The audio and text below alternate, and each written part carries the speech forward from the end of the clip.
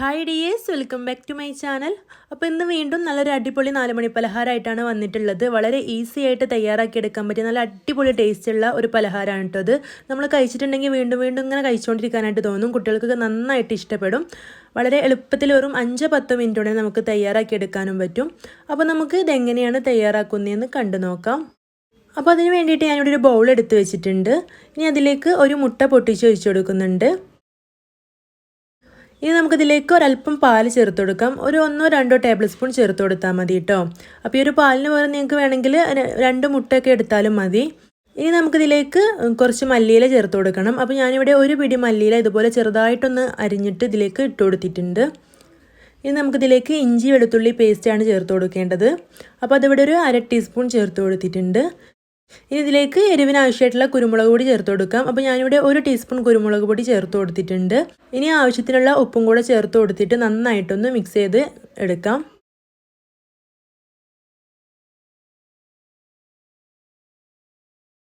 അപ്പോൾ ഇവിടെ ഒരു ഫോർക്ക് ഉപയോഗിച്ചിട്ട് നന്നായിട്ട് തന്നെ ഒന്ന് മിക്സ് ചെയ്ത് എടുത്തിട്ടുണ്ട്. ഇനി നമുക്കിതിവിടെ മാറ്റി വെക്കാം. ഇനി നമുക്കിതിലേക്ക് വേണ്ടത് ബ്രെഡാണ് കേട്ടോ. അപ്പോൾ ഞാനിവിടെ ഒരു 3 സ്ലൈസ് ബ്രെഡ് എടുത്തിട്ടുണ്ട്. എന്നിട്ട് നമുക്കിത് നീളത്തിലൊന്ന് കട്ട് ചെയ്തെടുക്കണം. അപ്പോൾ ഇതുപോലെ ഒന്ന് കട്ട് ചെയ്തെടുത്തിട്ടുണ്ട്. ഇത് കണ്ടോ, ഈ ഒരു രീതിയിലാണ് ഇത് കട്ട് ചെയ്തെടുത്തിട്ടുള്ളത്. അപ്പോൾ ഇതിങ്ങനെ കട്ട് ചെയ്തെടുക്കുമ്പോൾ പൊടിഞ്ഞു പോകാതിരിക്കാനും കുറച്ചൊന്ന് ഹാർഡായിട്ട് കിട്ടാനും വേണ്ടിയിട്ട് നമ്മൾ തയ്യാറാക്കുന്നതിന് കുറച്ച് മുമ്പ് ഇതൊന്ന് ഫ്രിഡ്ജിൽ വെച്ചെടുക്കണം കേട്ടോ. ഈ ഒരു ബ്രെഡ് കുറച്ച് സമയം ഒന്ന് ഒരു അരമണിക്കൂർ ഒന്ന് ഫ്രിഡ്ജിൽ വെച്ചെടുത്താൽ മതി. അത് പെട്ടെന്നൊന്നും പൊടിഞ്ഞു പോകാൻ തന്നെ നമുക്കിത് തയ്യാറാക്കിയെടുക്കാൻ പറ്റും. ഇനി നമുക്കിതിൽ നിന്ന് ഓരോന്നായിട്ട് എടുത്തിട്ട് ഈ ഒരു എഗ്ഗ് മിക്സിലൊന്ന് നന്നായിട്ട് ഡിപ്പ് ചെയ്തെടുക്കാം. എന്നിട്ട് നമ്മളിത് ബ്രെഡ് പൊടി ഉപയോഗിച്ചിട്ട് നന്നായിട്ടൊന്ന് കോട്ട് ചെയ്തെടുക്കണം. അപ്പോൾ ഇതിൽ ഓരോന്നും എടുത്ത് ഇതുപോലെ തന്നെ ചെയ്തെടുക്കണം. അപ്പോൾ ഇത് കാണുമ്പോൾ നിങ്ങൾക്ക് വളരെ സിമ്പിളായിട്ട് തോന്നുന്നുണ്ടെങ്കിലും ഇതിൻ്റെ ടേസ്റ്റ് അടിപൊളിയാണ് കേട്ടോ. നിങ്ങൾ എന്തായാലും ഒരു തവണ ട്രൈ ചെയ്ത് നോക്കണം. അപ്പോൾ ബ്രെഡൊക്കെ വാങ്ങുന്ന സമയത്ത് ഒരു പ്രാവശ്യമെങ്കിലും ഇത് എന്തായാലും ഒന്ന് ട്രൈ ചെയ്ത് നോക്കിയിട്ട് നിങ്ങളുടെ അഭിപ്രായം ഒന്ന് കമൻ്റായിട്ട് അറിയിക്കണം. അപ്പോൾ ഞാനിതിവിടെ മുഴുവനായിട്ടും ഇതുപോലെ തന്നെ ബ്രെഡ് പൊടി വെച്ചിട്ട് നന്നായിട്ടൊന്ന് കോട്ട് ചെയ്തെടുത്തിട്ടുണ്ട്. ഇനി നമുക്കിത് സാധാരണ സ്നാക്സൊക്കെ ഫ്രൈ ചെയ്തെടുക്കുന്ന പോലെ തന്നെ ചൂടായ ഓയിലിലേക്കൊന്ന് ഇട്ട് കൊടുക്കാം.